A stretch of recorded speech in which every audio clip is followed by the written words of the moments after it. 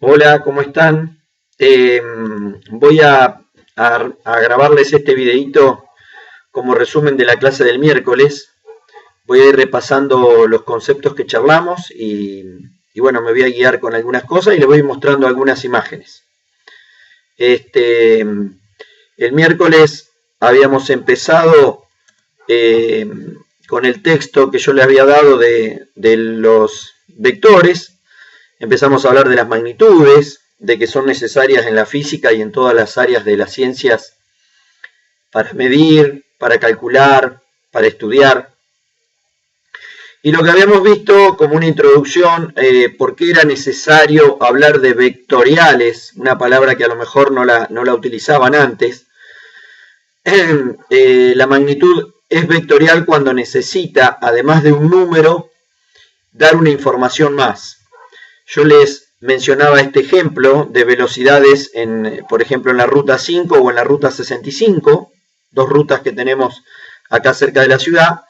En la ruta 5 decíamos que esta flecha celeste podía representar a alguien que se mueve en un sentido. Imaginémonos que va desde Los Pinos hacia el puente, por ejemplo, a 25 km por hora. Y esta flecha roja representa a uno que se mueve en el sentido contrario, a 50 km por hora. Como vemos ahí hay mucha información, más allá de los números. No solo me está diciendo que el de la flecha roja va más rápido, sino que va en sentido contrario. Y eso en la física es necesario expresarlo, es necesario transmitir esa información. Entonces para eso se recurre a un vector. Un vector viene a ser esta flecha. Fíjense que la roja es mucho más larga, que tiene un sentido, la punta de la flecha justamente marca la diferencia del sentido, como que se está moviendo en otro lado, hacia otro lugar, perdón. Y acá en la ruta 65 hemos puesto dos flechas apuntando para el mismo lado, pero cada una tiene distintas longitudes, es decir, pueden ser dos que se trasladando en la misma dirección, en el mismo sentido, pero uno va más rápido que el otro. Después voy a volver al final sobre esto. Les voy a mostrar lo que se llama un simulador, un recurso tecnológico digital en el cual uno puede practicar cómo hacer operaciones con los vectores. Acá estábamos particularmente hablando de velocidades, pero no es la única magnitud que requiere vectores dentro de la física y dentro de las ciencias, ¿no? Hay muchas. Otro ejemplo que les había mostrado y que habíamos conversado era este que está en el dibujito, en el cual representamos un río con las dos orillas celestes. Este cuadrado celeste, el rectángulo celeste es el bote que está cruzando el río, que quiere ir hasta esta casita naranja. Pero lógicamente el que va en el bote tiene una intención que es la flecha roja, ¿no? Esa sería la velocidad que él le podría dar al bote remando si no hubiera ninguna correntada ni nada que lo afecte. Puede estar el viento también afectándolo. Bueno, en este caso, esa sería la velocidad sin que lo afecte ni el viento ni una correntada. Mientras que la flecha celeste de 2,5 sería la de la correntada del río que él tiene que cruzar. Este es un típico caso en el cual el objetivo del que va en el bote se va a ver afectado, por lo tanto el resultado no va a ser el que él esperaba. Él no va a lograr cruzar en línea recta el río a esa velocidad. Él necesariamente va a tener otro efecto, dado que hay dos velocidades involucradas acá, y el resultado se ve con esta verde que dice 3,2 km por hora y que me indica que el bote va a salir en esta diagonal, por lo tanto no va a llegar a la casita que él pretendía. Como charlábamos el otro día, obviamente los que andan en bote saben de estas cuestiones, saben de correntadas de río y saben que si quieren ir a esta casita, en vez de salir en línea recta, tiene que apuntarle por ahí un poquito hacia atrás, en contra de la corriente, para que la corriente lo vaya llevando al lugar que necesitan ir. Lo mismo si tienen viento a favor o viento en contra, verán cómo realizar el cruce del río. Cerrábamos esta actividad con una actividad de clasificación. Yo les había dado una lista de magnitudes que son muy usadas y por ahí que ya las escucharon alguna vez. y que las clasificaran en escalares o vectoriales según lo que sabían o lo que podían investigar. Cuando hicimos el resumen, bueno, pusimos en verde las escalares, ahí quedó temperatura, energía, masa, densidad, tiempo, calor y distancia. ¿Por qué estas magnitudes las clasificamos como escalares? Porque en el uso de ellas, con el solo hecho de expresar la cifra y la unidad, por ejemplo, 37,5 grados centígrados, en el caso de la temperatura, si yo me mido la fiebre, por ejemplo, o la masa, tantos kilogramos, tantos gramos, o la densidad de un líquido, por ejemplo, 1 gramo por centímetro cúbico, que es la densidad del agua pura, son magnitudes que uno expresa el número y la unidad, y nada más. No es necesario indicar una dirección y un sentido porque no tienen dirección y sentido. Pero muy distinto es el caso de las que están en celeste o en azul, como según el color que los vean ustedes. Peso, fuerza, velocidad, desplazamiento, aceleración. Hay otras más, pero hemos elegido esas porque creo que son las que vamos a empezar a trabajar ahora. Y más abajo, ya cerrando, yo les mostraba una forma de aplicar, de resolver una suma de vectores, de dos vectores que están no en línea como los de los ciclistas de la ruta, sino que están perpendiculares como el caso del bote, ¿no? Uno puede representar la velocidad o la fuerza del remero del bote, y otra puede ser la velocidad del río o la fuerza que el río le ejerce al bote. Eso da una resultante que es esta diagonal y que particularmente se calcula como la hipotenusa de un triángulo rectángulo. Acá se aplica el famoso teorema de Pitágoras. Se utilizan el valor de los catetos, que serían los valores de las velocidades. En el caso del bote eran 2,5 y 2. Si uno lo mete en el teorema de Pitágoras, hay que elevar el 2 al cuadrado, el 2,5 al cuadrado, hay que sumarlo y después aplicar la raíz cuadrada. Y eso me va a dar el valor de la hipotenusa, que en este caso coincide con el resultado de la suma de esos dos vectores. Yo les decía que es una actividad que la mostraba como ejemplo, pero no significa que vayamos a trabajar este tipo de problemas. Es solamente como instructivo, como para que ustedes conceptualicen que los vectores, así como los números en general, se pueden sumar, se pueden multiplicar. Hay distintas operaciones con los vectores, de la misma manera que uno suma, multiplica y divide números. Números comunes, enteros, que estamos acostumbrados a usar en la vida cotidiana. Por último, hicimos una diferenciación entre masa como magnitud escalar y peso como magnitud vectorial. Yo explicaba lo siguiente: la masa es la cantidad de materia, es decir, yo tengo tantos, por ejemplo, en mi cuerpo puedo decir que tengo 70 kilogramos de masa. Que si a la vez yo me subo arriba de una balanza, también me va a indicar 70 kilogramos de peso. Pero eso me lo va a indicar solamente si estoy en la Tierra. Porque si yo tengo la posibilidad de viajar a la Luna o a otro planeta o al espacio, y me vuelvo a pesar en esa balanza, la balanza no me va a marcar 70 kilogramos. A pesar de que voy a seguir teniendo los 70 kilogramos de masa.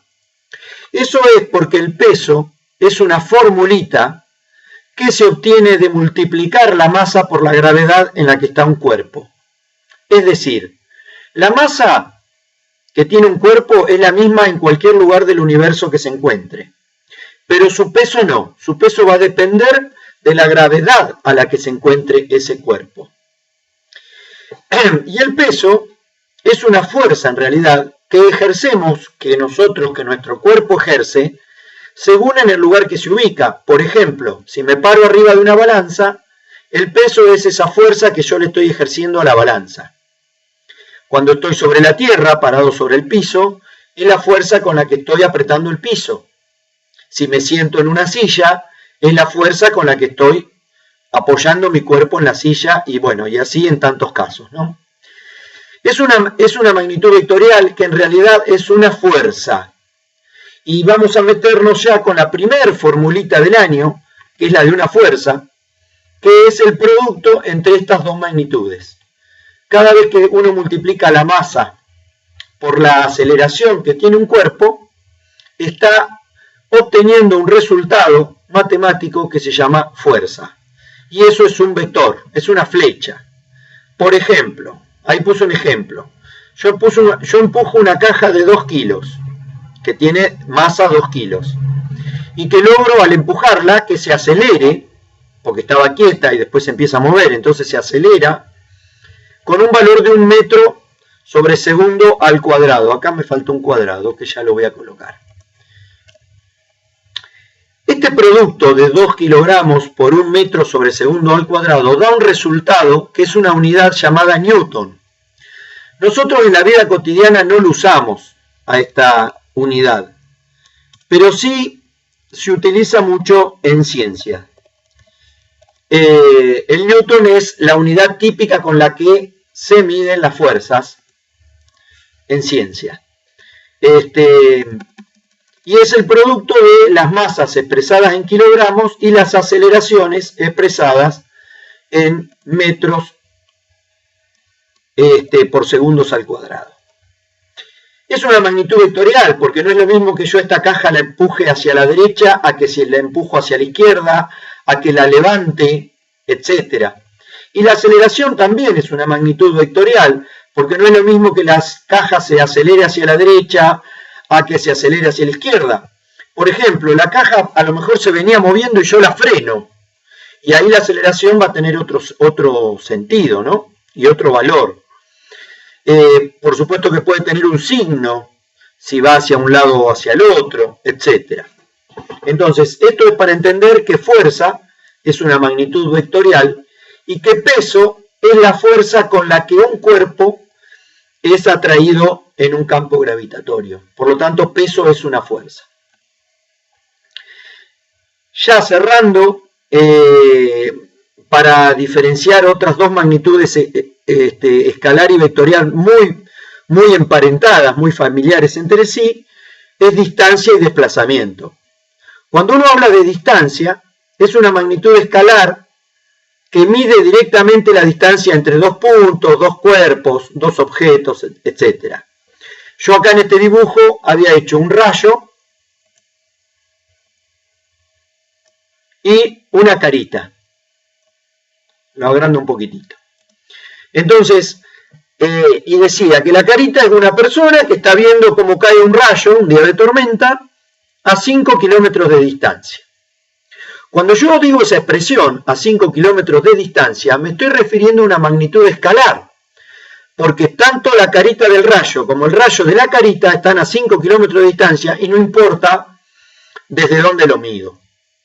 Ahora, si la carita se mueve, o sea, si la persona se mueve porque a lo mejor quiere ir a ver qué pasó donde cayó el rayo, o al revés, se quiere alejar de donde está el rayo para no sufrir alguna consecuencia, ahí sí el desplazamiento, eso es desplazarse, y el desplazamiento sí tiene que ver con la dirección y el sentido con la que lo hago. Por lo tanto, el desplazamiento es una magnitud vectorial y la distancia es una magnitud escalar. Si yo me acerco hacia el rayo, a lo mejor serán 5 kilómetros en sentido negativo, y si yo me alejo del rayo, a lo mejor son 5 kilómetros positivos. Eso lo determinaré según la referencia.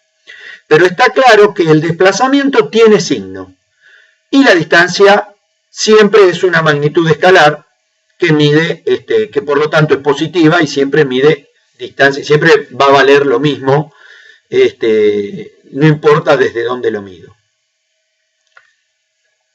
Como consecuencia de estas dos, de distancia y desplazamiento, aparece la diferencia entre rapidez y velocidad. Rapidez es aquel valor que indica, por ejemplo, el velocímetro de un auto, de una moto, de una bicicleta, sin importar hacia dónde me muevo. Mientras que la velocidad es esa magnitud que me indica el valor la rapidez con la que voy, pero además toma en cuenta si voy para un lado o voy para el otro, como en el caso de los ciclistas al principio. Y cierro con este ejemplo. Si un vehículo viaja de Buenos Aires a 9 de julio a 80 km por hora de promedio, su velocidad es 80 km por hora, la de promedio. Su rapidez, la que indica el velocímetro, es 80 km por hora de promedio. Ahora, si ese mismo auto o otro viaja de 9 de julio hacia Buenos Aires a 80 km por hora, va a tener la misma rapidez, 80, pero la velocidad va a ser negativa. ¿Por qué? Porque va en sentido contrario. De alguna manera, las velocidades son las magnitudes que marcan la dirección y el sentido con el que se desplazan los cuerpos. Acá cierro el resumen que había hecho de esta hojita y vamos a pasar a ver esta diapositiva de PowerPoint, que se la voy a compartir también, que es para que ustedes tengan como repaso de los conceptos que vimos en este primer encuentro.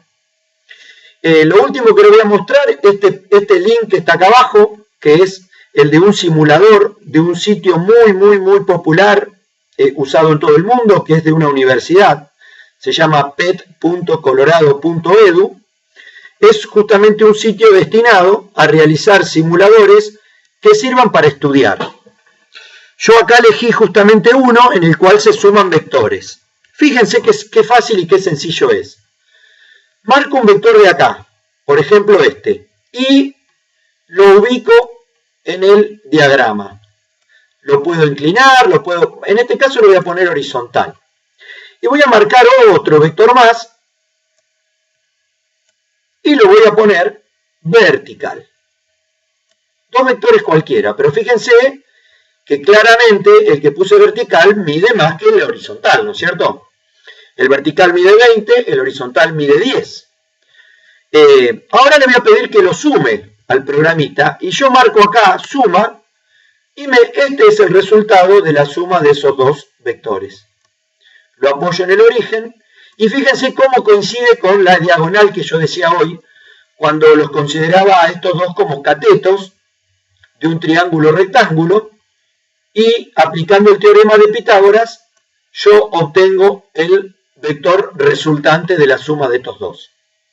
Este es un clarito ejemplo muy simple, pero imagínense qué pasa si este vector no estuviera perpendicular, estuviera inclinado. A ver, por ejemplo, para allá.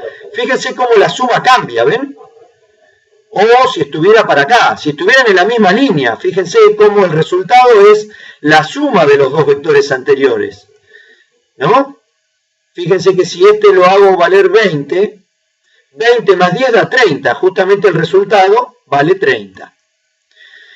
Bueno, esto es para que jueguen y practiquen y pueden poner más vectores, pueden agregar un tercero. Fíjense, vamos a poner 2, el A, el B y le vamos a agregar el C. Lo vamos a poner acá. Está invertido, fíjense, dado vuelta está el C. Ahí. No me lo deja poner ahí, lo voy a poner acá arriba. Ahí. Fíjense cómo cambió el resultado ahora. Y así sucesivamente. Uno puede ir jugando con estos vectores, colocándolos como quiera. A este que pusimos vertical lo podemos poner más cortito si queremos. Lo movemos acá abajo. Y la resultante es otra. Este también lo podemos acortar, le podemos cambiar el ángulo. Y el resultado va dando distinto. Este podría ser una situación, 3 vectores, por ejemplo. El remero que rema para un lado, la corriente del río que lo quiere empujar para otro y el viento que se le pone en contra. El pobre remero quiere ir para abajo, pero todas las condiciones lo hacen ir en el lado que indica el color azul, ¿no es cierto? Bueno, esto es para jugar un poquitito con suma de vectores. Acá cerraríamos la clase de hoy. Espero que haya sido claro. Me despido, los saludos, estoy en contacto con ustedes, a disposición para lo que necesiten.